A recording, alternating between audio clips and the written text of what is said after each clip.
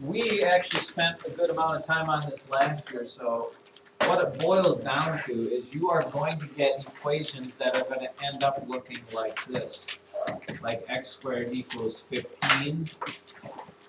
And if you remember, when we solved that, this one's not yet solved for x, it's solved for x squared, and I want to solve this for x. Anytime you see an x squared or a squared or b squared equal to a number, what actually is going to happen to get your answer?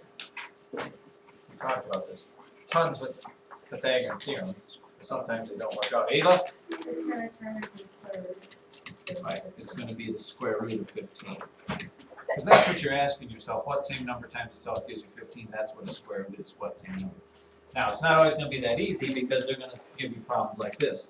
2m squared equals 18. Now, let's not do 18 because that works out too nicely. 2m squared equals 19. That one doesn't work out. So let's do 2m squared equals 14. 17. The rules still stay the same whether they have x squareds or not in them.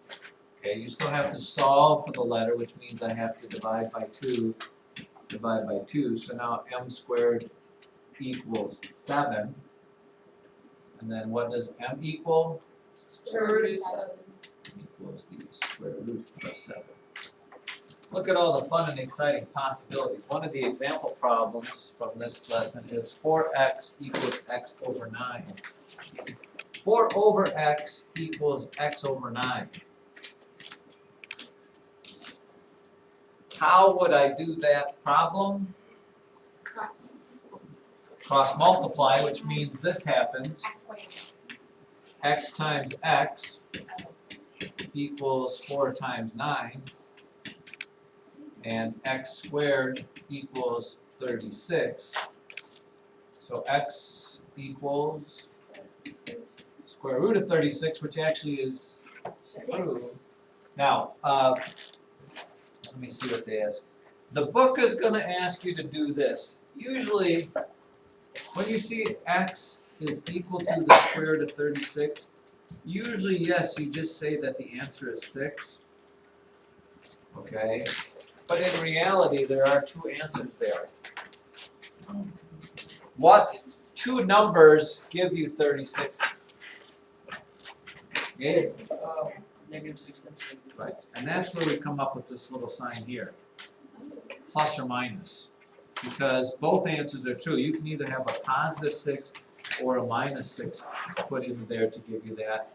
So we end up with plus or minus 6. Actually, they put plus or minus on everything. So we should just put that on. Put them on anytime you have an x squared or whatever. Even though X square over 3 equals 4 over x. If you cross multiply, you end up with x squared equals 12. So x equals what? square root of power. Plus or minus the square root of 12, but my answer still isn't right. Why? Why is my answer not right yet? Because it could still be simplified. What times what gives me 12? Square root of 4 times the square root of 3. There is a square root of 4, which is 2. So you end up with plus or minus 2 times the square root of 3. It's not too bad.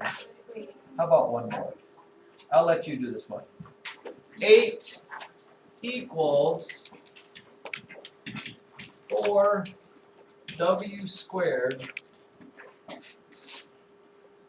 minus 24.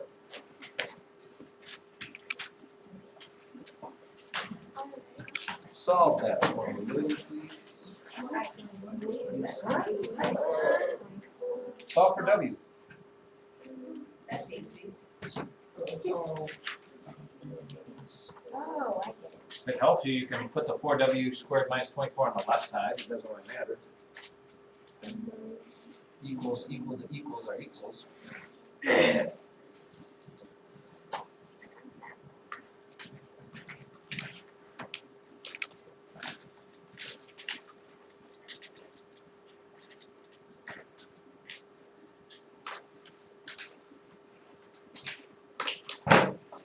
done? How confident are you in your answer? 75%. Not What is the chance you got the answer right? 45%. What's the probability you got the answer right? 1%. Probability is a fraction. Probability is a fraction. I don't One think- tenth. Alright, so the first thing you do is what, Sam? Divide 8 by 4. No. Divide 4 by 4. First thing I would do is, Morgan? So, or add 24 on there and then add 24 to 8. Right, you always get rid of the addition, subtraction stuff first, So I so got that. 32 equals 4w squared. Now, I would, Alex? You divide 4. Right, you want the w by itself, so you divide by 4, so now say, w squared equals 8. Then if w squared equals 8, w equals square root of 8. plus or minus the square root of 8. And that can be simplified because the square root of 8 is the square root of 4 times the square root of 2, and there is a square root of 4, so plus or minus 2 times the square root of 2. I didn't know what's in the vector, I used the minus and all that.